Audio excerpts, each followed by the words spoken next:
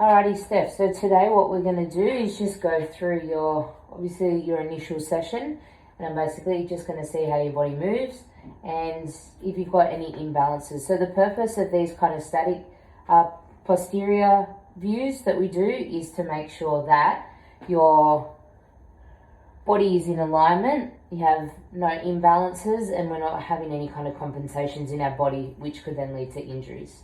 Okay, so the first thing I'm going to get you to do is just take off your shoes for me. Thank you. Stand straight ahead, just looking at me. And what I just want you to do in just a rigid kind of position is just marching on the spot with me. Have your hands locked out to the side and just march up and down on the spot. Okay. So what I'm doing here is looking from all sides, seeing how her body moves and if we have any imbalances. Okay, from that position, just stop moving for me and just stand in a relaxed stance.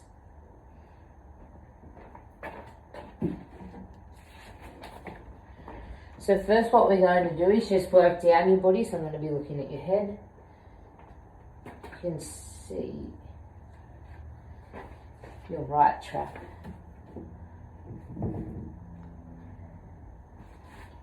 He's slightly elevated.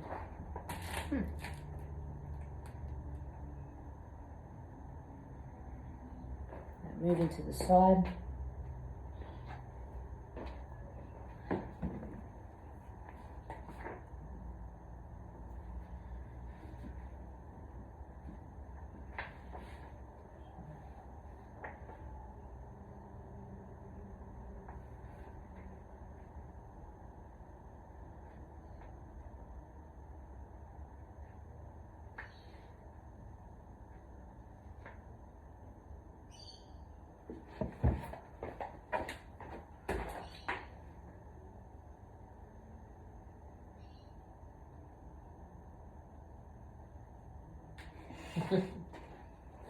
So what I'm basically looking at here is just to make sure that you have no rotations or any flexion through your neck and spine.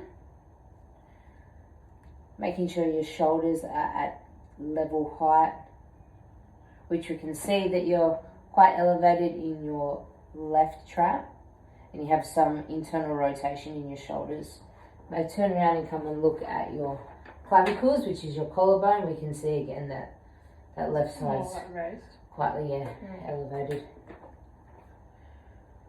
From here, when I look on that side view, you've got the natural curvature of your spine, which is good. There's no anterior tilt or posterior tilt, which is in your hips.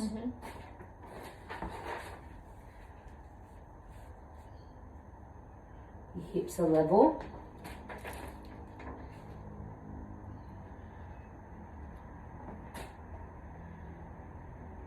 What we'll do is just have a look at your scapulars to see if there's anything with that left trap that's elevated. Otherwise, your Achilles are vertical.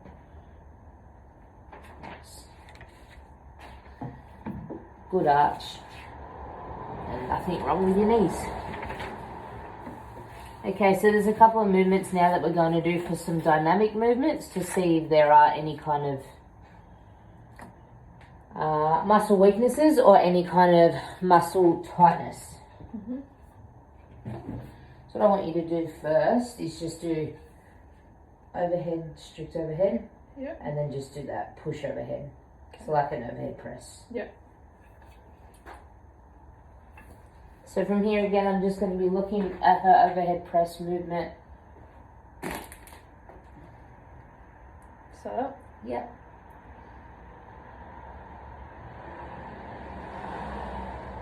Well, there's good activation in both of her scapulars.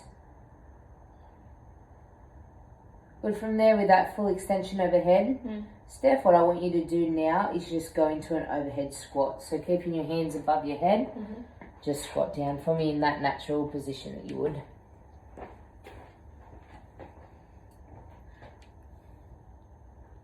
You can see that she's tight in her lats as her arms are coming forward as she goes down into her squat movement.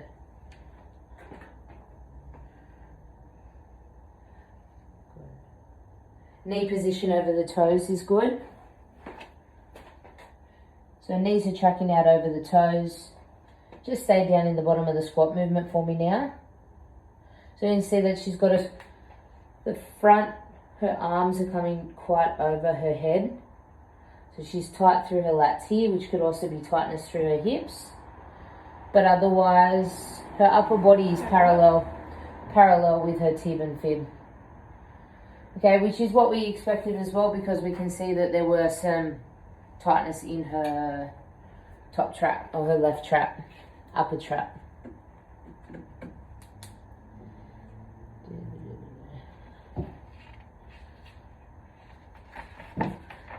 Just check.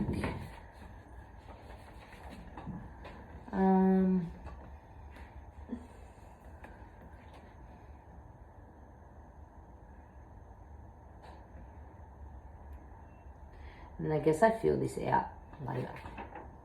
Yeah. Because how can you feel this out at the same time? Yeah, it would take you like an hour. Yeah. Okay, from here I'm just going to do a shoulder retraction test. So I'll take this from you, Steph. We're going to see how her shoulder blades are retracting. So what you're going to do is just stand. We might get you to turn actually. Like this. So put your hands, what you're going to do is your hands out to your sides. You're just going to bring your hands up to over your head like that. Okay, so bring them back down to your sides for me. Now what I want you to do is do that again, nice and slow. So what I'm just trying to do here is feel her scapulars moving as she's bringing her hands up above her head.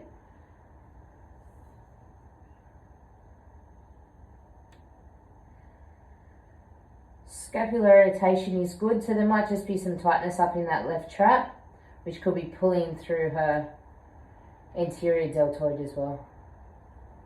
So scapular retraction is good. You can stop that one now for me, Steph. What we're going to do now is come outside.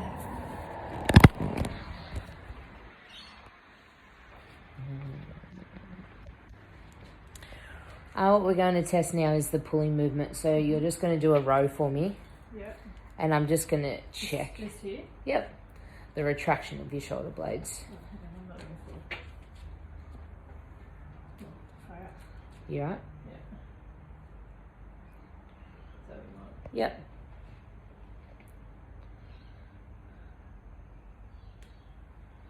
Making sure there's no imbalances.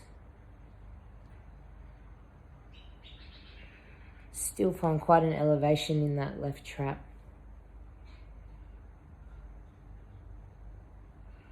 Come around to the side.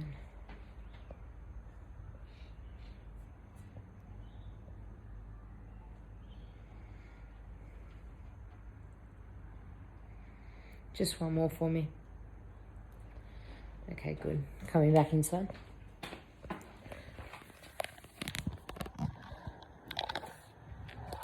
So with that pull row retraction, what I found was, again, that left trap was quite elevated. The retraction was even, and there was the scapulars were evenly spaced from the spine. Okay, just do a normal push-up for me. Yeah.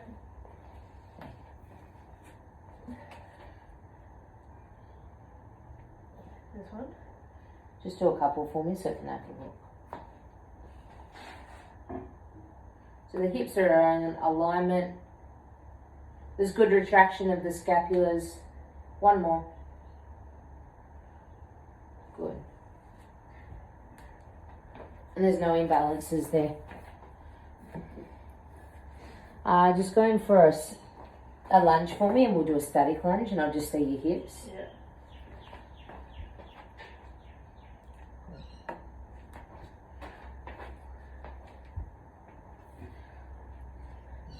Nice. So you can just turn around and do it from this angle for me.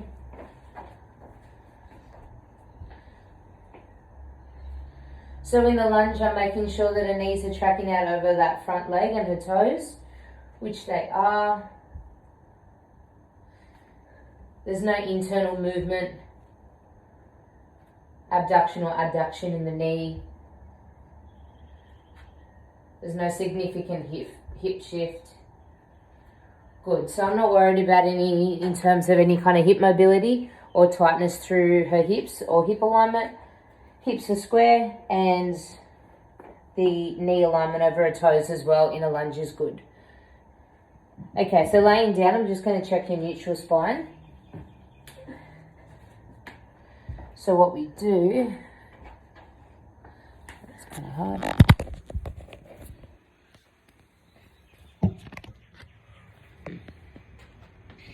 This time.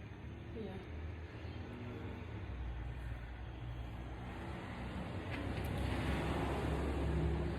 I'll show you how to turn it around. Okay. It's okay when it was like that. You could see me. Yeah.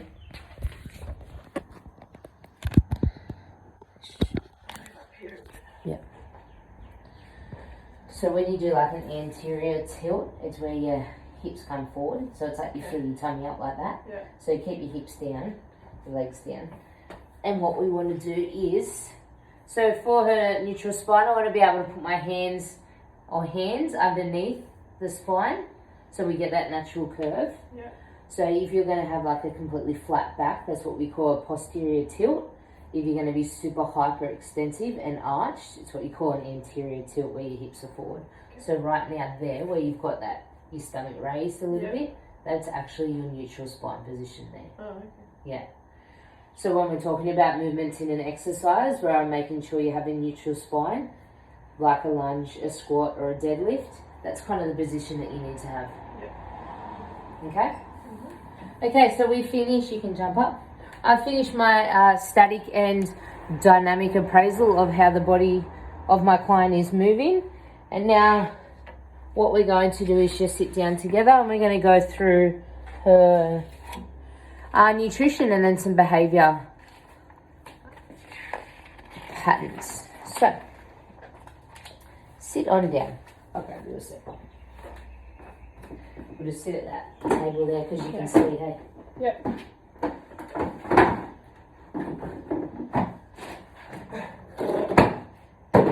Do you want to sit there? Yeah. So what we're doing now is we're going to talk through your diet. So just typically, what would you be eating your first meal of the day, so for breakfast? Well, I work in the city, so normally I'd eat before I left. Yep. That's about 6. Maybe some Wheat Bix with some milk. And then maybe a banana over the top. Okay. And what kind of milk would you have? Just skim milk. Skim milk. How many Wheat Bix? Just 2. And then I have a coffee as well. And I add 2 sugars. Okay. So 2 sugars with your coffee? Yeah. And again, are you just having skim milk? Yeah.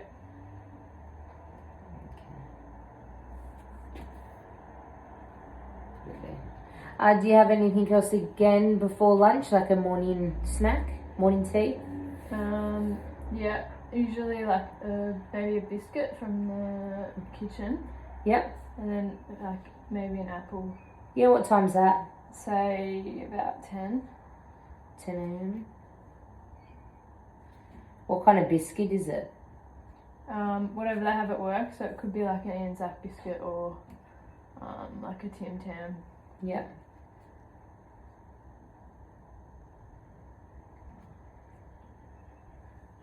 So typically around this time of the morning, are you hungry? How are your energy levels normally? Yeah, like it starts to dip, like when I get to work, so I'm hungry by like 8:30. Yep. And then, so I'm pretty hungry by the time I have like a snack. Okay. Energy levels are feeling a little bit low at 8:30, are they? Yeah. Okay, so then what time would you normally have lunch then? Say 12 or 12:30. Yep. And typically, what would you take to work for lunch? Like a sandwich. So I alternate. Sometimes I put like chicken and mayo or ham and cheese on it. Yeah.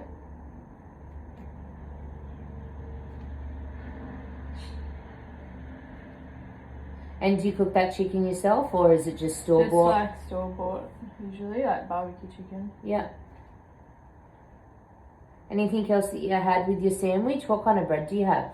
It's brown. I don't like the multigrain. Okay. So brown. Do you know the brand at all? I think it's like Wonder White.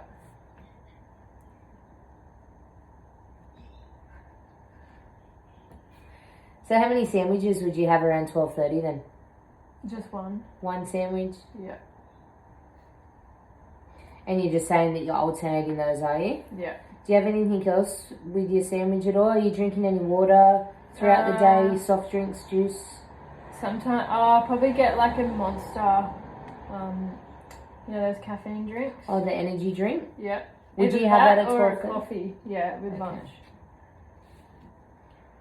So do you have the big energy drink, the Monster drink, the Yeah. 500 mils? Yeah. And why are you looking for that? Do you feel like you're low in energy at this time? Yeah. And is that what size coffee is that? And it's the same as in the morning with your 2 sugars and milk? Yeah. Yeah. Exactly the same.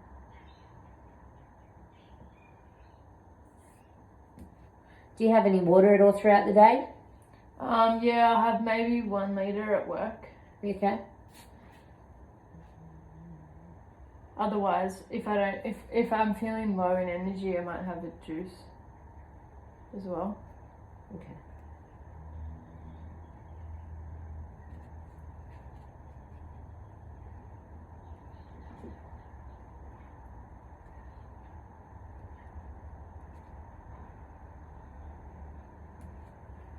Do you have any afternoon snacks before you head home, or Maybe like a muesli bar. yeah? What time would that be? Say 3:30.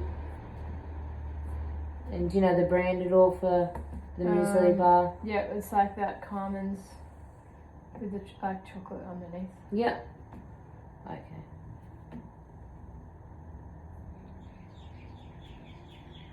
Was it just one of those? Yeah. Okay, so then what time do you typically head home from work, from the city? About 6. So what time would be then your next meal, so dinner? 8:30.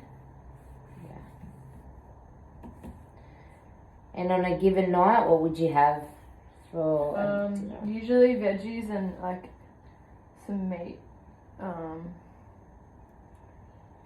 Veggies would just be like mashed potato,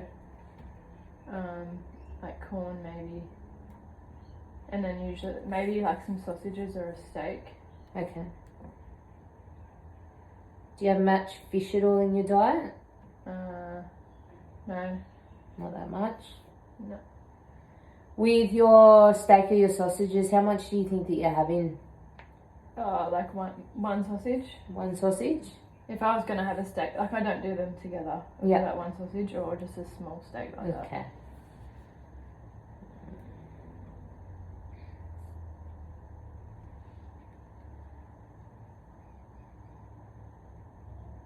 Again, are you having any liquids with dinner? Do you have any alcohol at all? Yeah, like a glass of wine. Yep. How many glasses would you have? Maybe 1 or 2. And is this each night? Yeah. Most nights, yeah. Yep.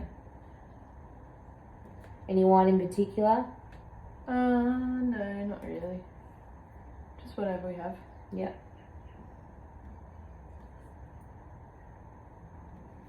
And do you have anything before you go to bed after that? What time are you normally heading off to bed?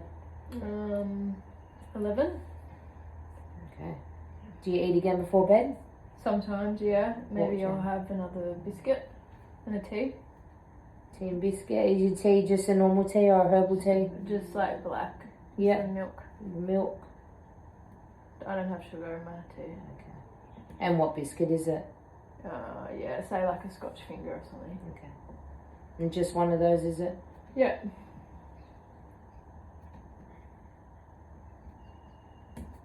Okay, so if we just quickly look over what you have throughout the day. So you're having a super high kind of carbohydrate base in the morning Mm-hmm. with your Weet Bix and your banana. Obviously, the milk is fine. Yeah.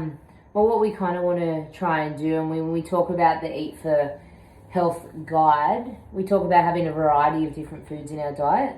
So making sure we're getting all the food sources with our carbohydrates, our meats and fats and proteins, our fruit and veggies and dairy.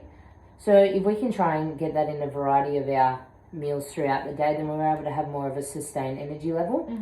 So just in the morning, we can make a couple of little adjustments and try and get some more kind of protein and sustainable kind of thermogenic foods in there for you, so you feel a little bit longer, fuller for longer. So you're talking about how you get in a bit of a low slump around the middle of the morning, and then that's when you're looking for like a quick fix of energy.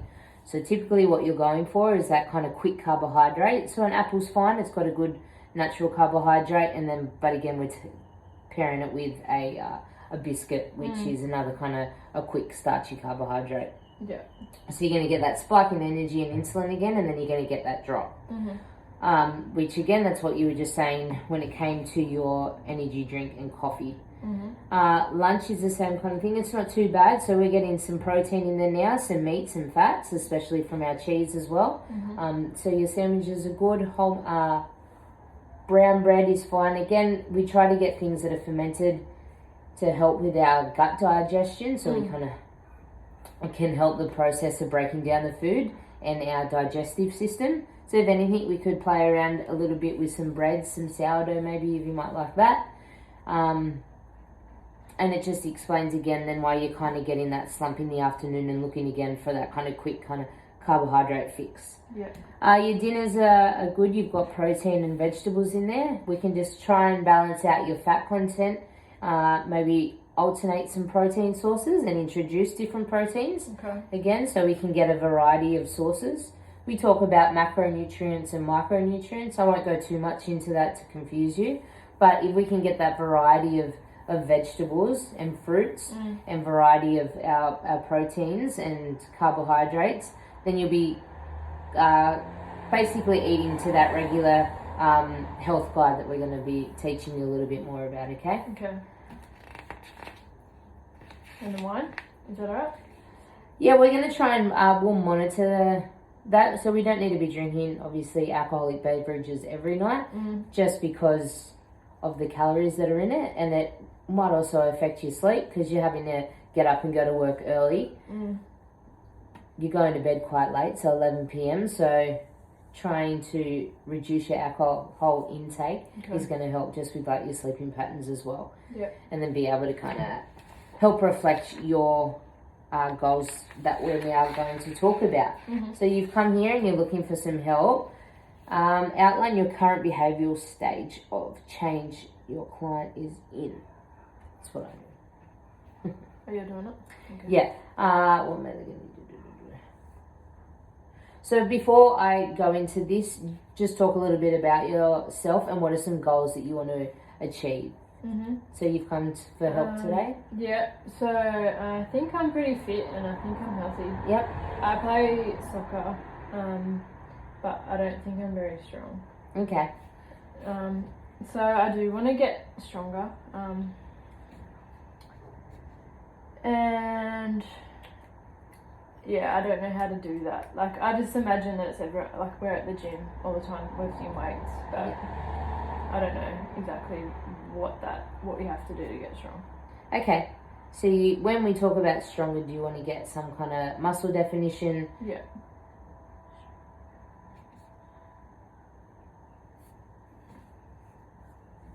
That's great. So you were talking that you were playing soccer, was it? Yeah. How many times a week are you doing like soccer, cardio? Maybe 2 or 3. Yeah.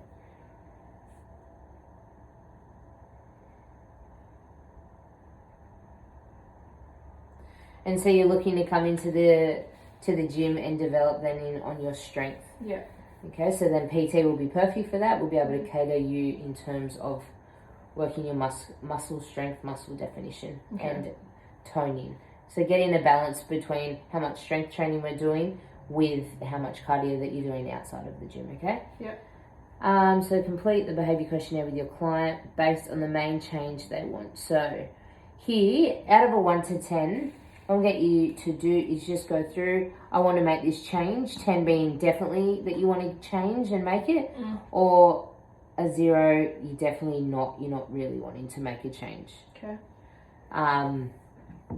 You want me to go through and do it? Or yeah, we'll just do it together.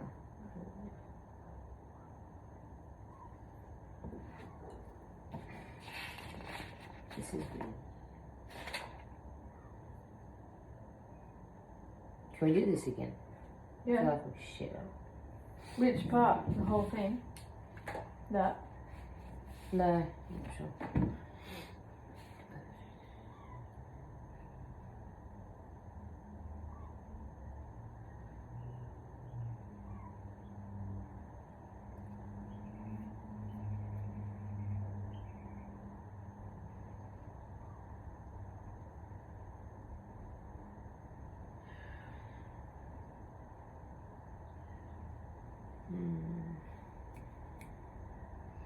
Just thinking how we do it.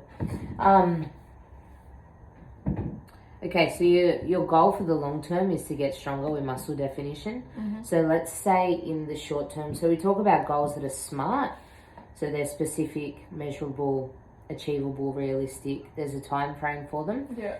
If we can break them down, it's going to make it more easier for you to follow and then get there in that long term goal. Because a lot of people lose motivation, it comes and goes. Yeah. It's hard to say that's what you want in the long term. We've got to break it down and try and get you into short-term goals that are going to keep you driven and focused to that long term of getting stronger and getting some muscle definition and tone. Okay. So in the short term, we want to be able to introduce you to the gym. So should we say that we're going to try and get you into 2 to 3 times per week for weights? Yeah.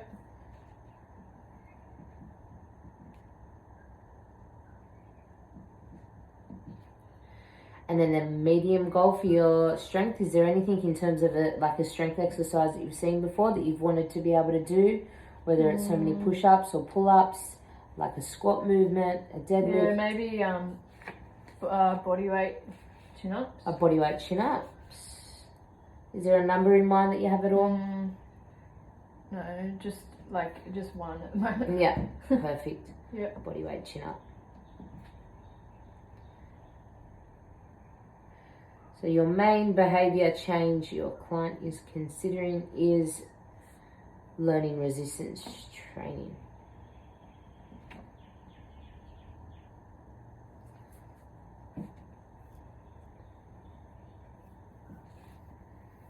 So how committed are you to making this change? Say 9. Yeah? Yeah. I could make this change. So those goals that we were saying at the top. Do you feel like probably, I think. Coming to the gym 2 or 3 times a week might be hard with work. Okay. So say it's 6. Yep. Yeah. Good reasons to make this change? 7 or 8. Yep. Have to make this change. Oh, I don't have to, but yeah, I want to, maybe. Okay. 5. Yep. So maybe. I intend to make this change. Yeah, 7. I'm trying to make this change. About the same, 7. I hope 8. I can. Oh, I don't know. I hope I can. Okay. 7. So this is where we start talking about like discipline and routine. Yeah. Coming in. It is important for me to make this change. Yeah. 8. Yeah. I need 2. I think so. Yeah. 7. I'm going to make this change. If I can, so maybe 6. Yeah. I'm doing things to make this change. Yeah. I'm trying. Yeah. 7. Yes. How can you assist your client to make this change? Okay, so what we're going to do is just set you up like a little bit of a schedule, a timetable to know when you need to come to the gym. Mm-hmm. We'll book in PT appointments, which is going to keep your accountability. Yeah. I'll keep your program, so you're going to have to adhere to that and track with that as well. And then we're going to have weekly check-ins. Okay, so these things are then going to, in terms of that you're trying to and you're hoping to make it, to then reflect that your actions are reflecting what you want to be able to achieve. Because you're saying you want to, it's indicated quite high that you want to, you're willing to, you need to. But then when we ask if you intend to, so your actual actions and your follow through are sitting a little bit lower. So by working together, if we set up a plan and set regular days that you're expected to come and train, then we'll be able to make some kind of behavior changes for you and set a routine in. Yep. Okay? Okay. And what we're quickly just going to do, I've got your age, your height, obviously your gender, your date of birth. We had all that. We've completed that before. What I'm going to do now is just take a couple of measurements for you. Okay. Okay, so what we're going to do is your body composition analysis. I should be able to edit this, I think.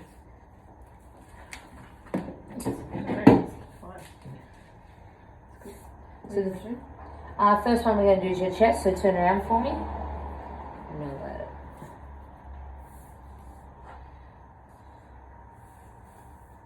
Put down a bit. Yep. Yeah.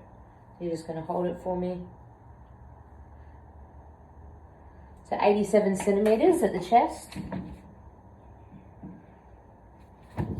You go to your arm. So just relaxed for me. And that major bicep, so 26 centimeters. We go to the waist now.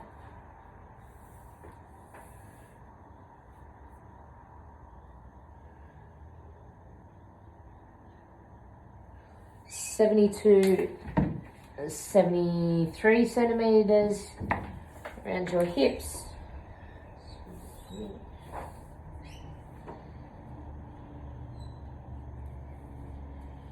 Yep. Say 97. Just go around the inside of your thigh if you don't mind.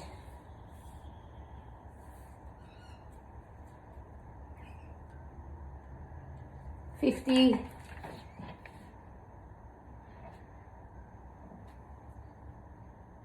Alright, so if you want to come and sit back down for me, from here, what we're able to do is your weight was 59 kilos. Wasn't it the other day? Yeah. Your height is 161. 161 centimeters. Your age is 30. Your resting heart rate? 51. So what we can do is work out your BMI. So we have your body weight over your height. So 59 divided by 61. 161. I'd have to do that.